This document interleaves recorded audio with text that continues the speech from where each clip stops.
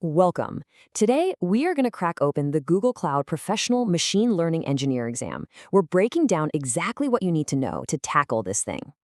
All right, let's just dive right in. We're skipping all the usual fluff. The exam prices, the logistics, all that. Nope.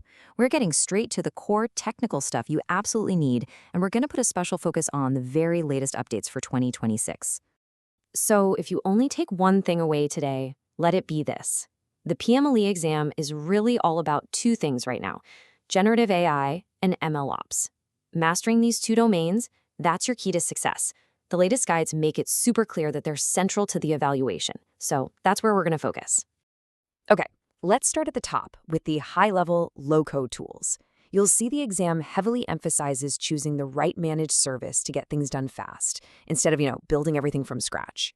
Now, this slide here, it's basically a cheat sheet for a classic exam question. It's all about matching the right tool to the right job. So if you see a question about data analysts using SQL to build models, you should immediately think BigQuery ML.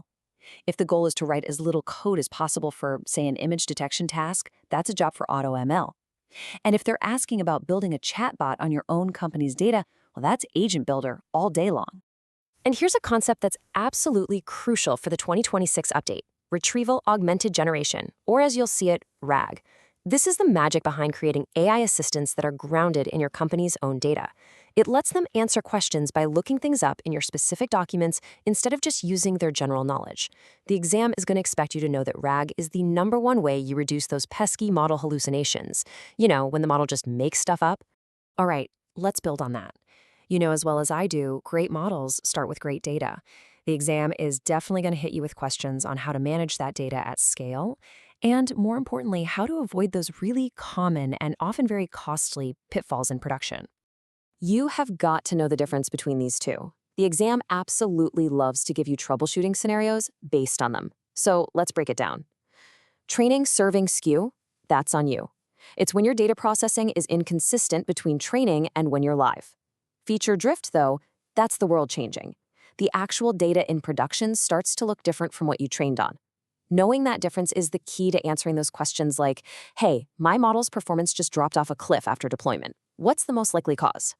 And here's the solution. Vertex AI Feature Store is basically Google's purpose-built answer to prevent that training serving skew. By having this one single centralized place for your features, you make sure that the exact same feature values get used for both training and serving. It's really all about that consistency. So whenever you see a question that describes a scenario like this one, needing to share features across different teams, or needing super fast, low latency access for real-time predictions, your brain should just scream Feature Store. It is literally the service built for this exact problem. Okay, so our data's solid. Now let's talk about the two biggest decisions you have to make when you're putting a model into production: figuring out how to train it and then how to serve it efficiently. This is a classic trade-off, and it shows up all over the exam. You're always weighing the speed and the beautiful simplicity of AutoML against the raw power and total flexibility you get with a custom training job. The right answer? Well, it always depends on the business constraints in the question. Are they trying to optimize for developer speed or for getting a super customized model? So the whole point here is to match the hardware to the framework and the sheer scale of your model. This is a classic optimization question you'll see. You're not going to use an expensive TPU for a simple scikit-learn model, right? And you're definitely not going to try training a massive deep learning network on a single CPU. You've got to know these trade-offs. All right, your model's trained. What's next? You got to get it into production. Vertex AI Prediction is your go-to service for this. For the exam, you need to remember 3 key things about it: its ability to auto-scale, the difference between online and batch prediction, and the fact that you can lock it down in a private network using a private endpoint. And finally, let's tie everything together: MLOps. This is all about automating the entire machine learning lifecycle, from getting the data all the way to deploying and monitoring the model. This is what makes your models robust, reliable, and reproducible in a real production environment. You should think of Vertex AI pipelines as the conductor of your ML orchestra. It's the thing that makes sure every component, data prep, training, evaluation, deployment, runs in the exact right order every single time. It's really the backbone of any mature MLOps practice on Google Cloud.